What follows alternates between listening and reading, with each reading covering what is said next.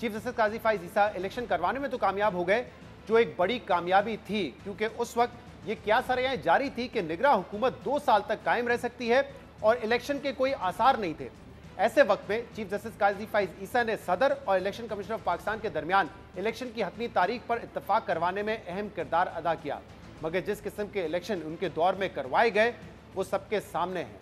Election के बाद जब मखसूस नशिस्तों का तनाज़ा खड़ा हुआ तो चीफ जस्टिस काजी फाइज ईसा अपने फैसले की वजाहतें देते रहे, कहते रहे कि इलेक्शन कमीशन ऑफ पाकिस्तान ने उनके फैसले की दुरुस्त तशरीह नहीं की। मगर अहम बात यह कि अगर चीफ जस्टिस काजी फाइज ईसा ये वजाहत 13 जनवरी को ही कर देते तो आज शायद मुल्क मुख्तलिफ सियासी तनाज़ात का शिकार ना होता।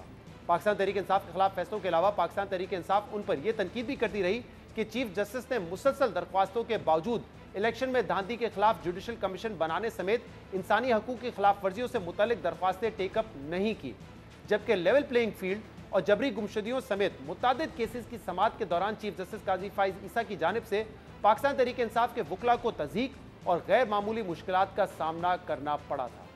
Which party are you candidate of? I am candidate of the PTI. Pakistan Peoples Party आपने छोड़ दी है?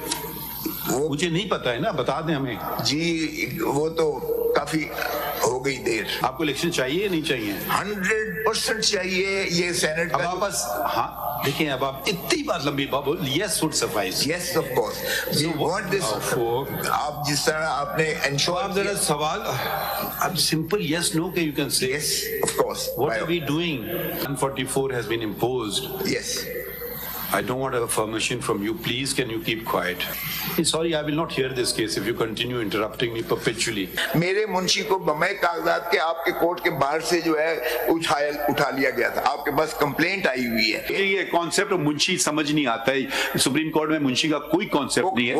Can I let me complete a sentence? ठीक है। It's advocate on record. What do you mean by Munshi? मेरा मुंशी या मुंशी का कोई कॉन्सेप्ट नहीं है। मेरा बेटा जनाब के पास इंटरव्यू के लिए आया है, आपने उससे भी पीटीआई के क्वेश्चन पूछे हैं, लॉ क्लर्क के, मुझे पता है सारा। I would have no clue whether he has any son if he ever appeared before me. ठीक है, so him making an allegation of the nature that he just did is extremely inappropriate. If you want to reduce the dignity of this court, please go and do so. If you want to destroy every institution in Pakistan, please do so. We are going to get up. Okay, fine, we've heard the case. We will conclude matters then. This is not a way. Pakistan Tehreek Insaf के साथ इसी सख्ती और chief justice की जानिबदारी पर सवाल उठाते हुए नून लीग के सीनियर रहनुमा साद रफीक ने अपने सोशल मीडिया अकाउंट पर जारी बयान में कहा कि मोहतरम काजी फाइज ईसा अब तारीख का हिस्सा बन रहे हैं। उनकी काबिलियत और दयानतदारी मुसल्लमा रही है। उनकी आज़ादाना सोच के बायस जनरल बाजवा, इमरान खान और साकिब निसार माइंडसेट ने उन्हें मुसलसल नफरत और इंतकाम का निशाना बनाया, मगर बदकिस्मती से चीफ जस्टिस बनने के बाद वो इस इंतकामी दौर को भुला ना पाए और उनके बाज़ फैसलों पर उनका गुस्सा गालिब रहा। वो अदलिया की आज़ादी के अलमबरदार साथी जजेस को मुत्तहद ना रख सके। अगर ये जज साहिबान गैर जानिबदार और मुत्तहद रहते तो मुल्क के हालात मुख्तलिफ होते। अहम बात यह कि चीफ जस्टिस के फैसलों और कंडक्ट को लेकर कई ऐसे सहाफ़ियों ने भी सवालात उठाए जिनका शुमार उनके हामी सहाफ़ियों में होता था, मगर जब इन सहाफ़ियों ने इन फैसलों पर तनकीद की तो FIA ने तनकीद और तज़ीक का फ़र्क किए बगैर सहाफ़ियों और यूट्यूबर्स को नोटिस भेजे। पहले तो चीफ जस्टिस काजी फाइज ईसा ने इस मामले पर खामोश रहे और फिर सहाफ़ी तंजीमों के एहतजाज पर इसका नोटिस लिया और एक समाअत के दौरान FIA के नोटिस की जस्टिफिकेशन देते हुए उन्होंने कहा कि FIA ने नोटिस ही दिए हैं, कोई कोड़े तो नहीं मारे। जिसके बाद जस्टिस काजी फाइज ईसा ने FIA को नोटिस वापस लेने की हिदायत की। इसके अलावा चीफ जस्टिस काजी फाइज ईसा ने 62(1)F के तहत अरकान पार्लियामेंट की तायात नाअहली के फैसले को भी कलअदम करार दिया, जबकि उन्होंने रिटायरमेंट से 2 हफ्ते पहले आर्टिकल 63A की तशरीह पर नजरसानी का फैसला सुनाते हुए मुनर्रफ अरकान के वोट गिनने का फैसला दिया। अब ये दोनों वो मामला थे जिसमें चीफ जस्टिस काजी फाइज ईसा ने माजी के गलत फैसलों को दुरुस्त किया, मगर जिस वक्त ये फैसले दिए गए उसकी टाइमिंग को लेकर चीफ जस्टिस काजी फाइज ईसा पे तनकीद हुई। ये था जस्टिस काजी फाइज ईसा का बतौर चीफ जस्टिस सुप्रीम कोर्ट का सफ़र। लेकिन चीफ जस्टिस बनने से पहले बतौर जज भी वो चंद अहम हाई प्रोफाइल केसेस का हिस्सा रहे। 26 अक्टूबर 1959 को कोयटा में पैदा होने वाले जस्टिस काजी फाइज ईसा बलूचिस्तान हाई कोर्ट के चीफ जस्टिस बनने से पहले 27 बरस तक शोबा वकालत से वाबस्ता रहे। जस्टिस काजी फाइज ईसा ने 2007 में बतौर वकील पीसीओ जजेस के सामने पेश होने से इनकार किया और 2 साल बाद साबिक चीफ जस्टिस इफ्तिखार मोहम्मद चौधरी ने उन्हें बलूचिस्तान हाईकोर्ट का चीफ जस्टिस तैनात किया। चीफ जस्टिस बनने के 2 साल बाद ही 2011 में सुप्रीम कोर्ट के हुक्म पर उन्हें मेमो गेट के अदालती तहकीकात कमीशन की सरबराही सौंपी गई। ये एक ऐसा सियासी केस था जिसकी पुष्ट पर उस वक्त की एस्टैब्लिशमेंट और सामने नून लीग थी। तकरीबन 1 साल की तहकीकात और समाअत के बाद जस्टिस काजी फाइज ईसा ने अपनी रिपोर्ट में उस वक्त अमेरिका में पाकिस्तानी सफीर हुसैन हक्कानी को मेमो लिखने का जिम्मेदार ठहराया और उनकी हुब्बुल वतनी पर सवाल उठाते हुए ये ऑब्जर्वेशंस दी कि मेमो स्कैंडल में हुसैन हक्कानी रियासत के वफादार नहीं थे। ये एक ऐसा फैसला था जिसे एस्टैब्लिशमेंट की ख्वाहिशात के करीब करार दिया गया, मगर हुसैन हक्कानी ने इस रिपोर्ट को मुस्तरद किया और उनकी हुब्बुल वतनी पर सवाल उठाने पर जस्टिस काजी फाइज ईसा को तनकीद का निशाना बनाया। इस फैसले के 3 साल बाद 2014 में जस्टिस काजी फाइज ईसा को सीनियरिटी की बुनियाद पर सुप्रीम कोर्ट का जज तैनात किया गया और इस तैनाती के 2 साल के अंदर ही एक ऐसा केस सामने आया जिसके फैसले पर जस्टिस काजी फाइज ईसा का एस्टैब्लिशमेंट मुखालिफ होने का तासुर ने जन्म लेना शुरू किया।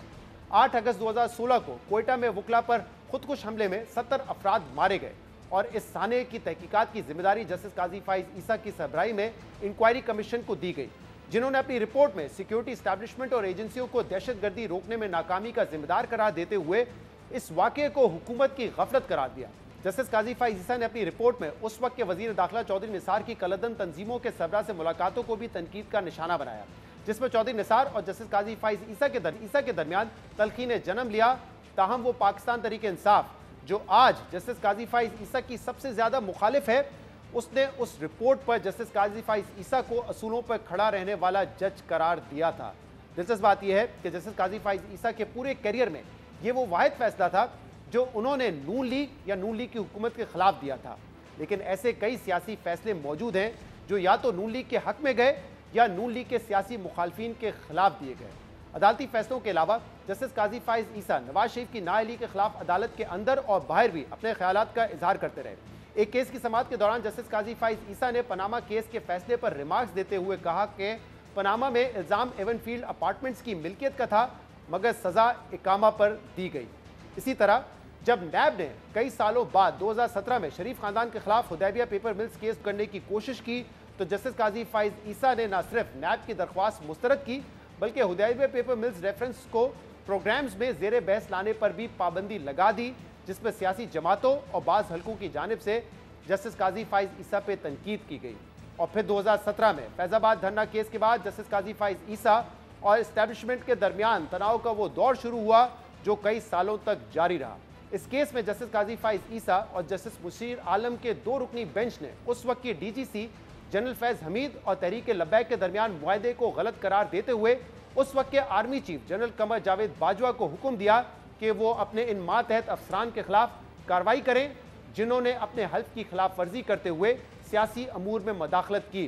जस्टिस काजी फाइज ईसा के इस फैसले पर तो कोई एक्शन नहीं हुआ और ना ही जस्टिस काजी फाइज ईसा चीफ जस्टिस बनने के बाद अपने इस फैसले पर अमल दरामद करवा सके, मगर 2018 में पाकिस्तान तहरीक इंसाफ की हुकूमत आने के बाद जस्टिस काजी फाइज ईसा को असासे छुपाने के इल्जामात पर सदारती रेफरेंस का सामना करना पड़ा और जस्टिस काजी फाइज ईसा ने खुद फैजाबाद धरने केस के फैसले को इस रेफरेंस की असल वजह करार दिया, मगर जस्टिस काजी फाइज ईसा ने दबाव में आने या पीछे हटने के बजाय इस इंतकामी कार्रवाई का अदालत के बाहर डटकर मुकाबला किया और बिल आखिर सुप्रीम कोर्ट ने उनके खिलाफ रेफरेंस को गैर आईनी करार देते हुए झूठा और बेबुनियाद करार दिया।